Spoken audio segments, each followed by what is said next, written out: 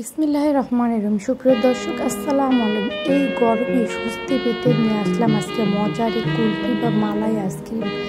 আর এই আইসক্রিমের টেস্টটা এতটাই মজাদার যে এটা একবার খেলে বারবার খেতে ইচ্ছা করতে। চলুন রেসিপিটি তৈরি করা যাক। এর জন্য আমি 1 লিটার গরুর দুধকে সুন্দরভাবে জাল করে একটু ঘন করে নিয়েছি, হাফ লিটারের মতন করে নিয়েছি। নিয়ে এখানে আমি চিনি অ্যাড করে দিলাম 1/4 কাপ। আর আপনারা এর চিনি পরিমাণটা যদি মিষ্টি খেতে চান বেশি, তাহলে আর একটু বেশি দিন। দুধটাকে আমি ভালো করে জাল করে চিনিটা ভালোভাবে গলিয়ে নিচ্ছি। যেহেতু আগে থেকে আমার দুধটা জাল দিয়ে ঘন করে নেওয়া হয়েছে, সেই জন্য জাস্ট চিনিটা গলা পর্যন্ত অপেক্ষা করবো। আর এর ভিতর দুধের যে সরগুলো রয়েছে সেগুলো দিয়ে দিয়েছিলাম, এতে করে টেস্টটা আরও বেশি বেড়ে যাবে। আর আপনারা এখানে তেজপাতা, সাদা এলাচ, দারচিনিটা অ্যাড করে দিতে পারেন, আর একটু সুন্দর স্মেল হবে। আর আমার দুধটা যেহেতু আমি 2 দিনই জাল দিয়ে আমি এরকম ঘন করে নিয়েছি, আর দুধটা একটু বাসি দুধে এই আইসক্রিমটা অনেক বেশি টেস্ট হয়, সেজন্য আমি 2 দিন দুধটা জাল দিয়ে এইভাবে কালারটা দেখুন কতটা সুন্দর হয়েছে। আর আপনারা যদি বেশি পরিমাণে করতেছেন, সেক্ষেত্রে বেশি পরিমাণে দুধ দিয়েও ভালো আইসক্রিমটা করে নিতে পারেন। আমি প্রথমে একটু অল্প পরিমাণে করতেছি। 1 লিটার দুধ জাল দিয়ে হাফ লিটার মতন করে নিয়েছি। আর হাফ লিটার এই দুধের মধ্যে 1/4 কাপ চিনিটাই পারফেক্ট মনে হয় আমার কাছে।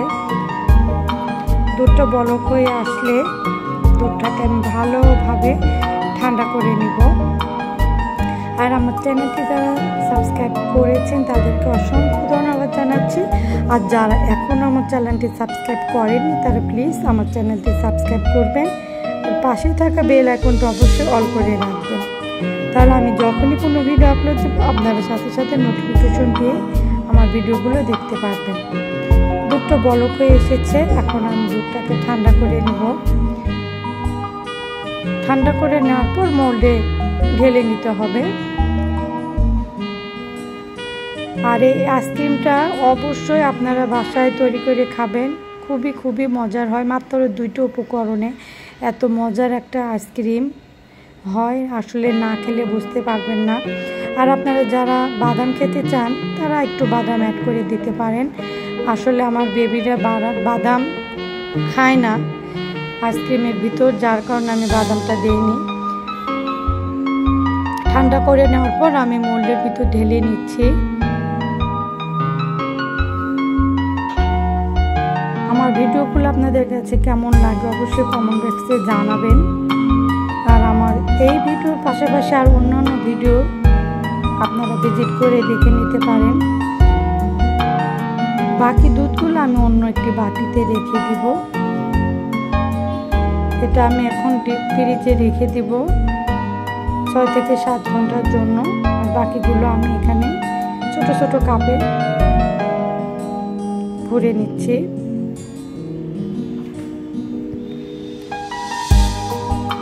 আর গরমের ভিতর আইসক্রিম খেতে খুবই ভালো লাগে। আর যা গরম পড়েছে, এই গরমে আইসক্রিম অনেক বেশি ভালো লাগবে। আর এই আইসক্রিমটা 6 ঘন্টা আমি পরে বের করে নিয়েছি। একটু পানির ভিতর আমি এটা বক্সটা রাখলাম, তাহলে খুব সহজে উঠে আসবে। দেখুন কত সহজে আইসক্রিমটা উঠানো গেল। দেখুন দেখতে কতটা লোভনীয় হয়েছে, খেতে কিন্তু মাশাআল্লাহ অনেক মজার হয়।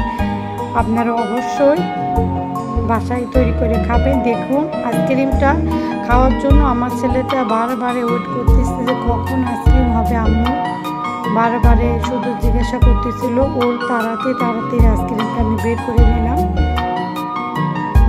এখন আমি এটা সার্ভিং প্লেট আপনাদের সাথে দেখালাম কতটা ইয়ামি হয়েছে।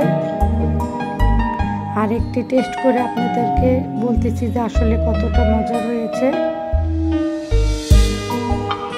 আশা করি আজকের এই রেসিপি আপনাদের কাছে ভালো লেগেছে। আবারও হাজির হয়ে যাব নতুন কোনো রেসিপি কিংবা ব্লগ নিয়ে। ততদিন পর্যন্ত আপনারা সবাই ভালো থাকবেন, সুস্থ থাকবেন, আমার জন্য দোয়া করবেন। আল্লাহ হাফেজ সবাইকে। আসসালামু আলাইকুম রহমতুল্লাহি ওয়া বারাকাতুহু।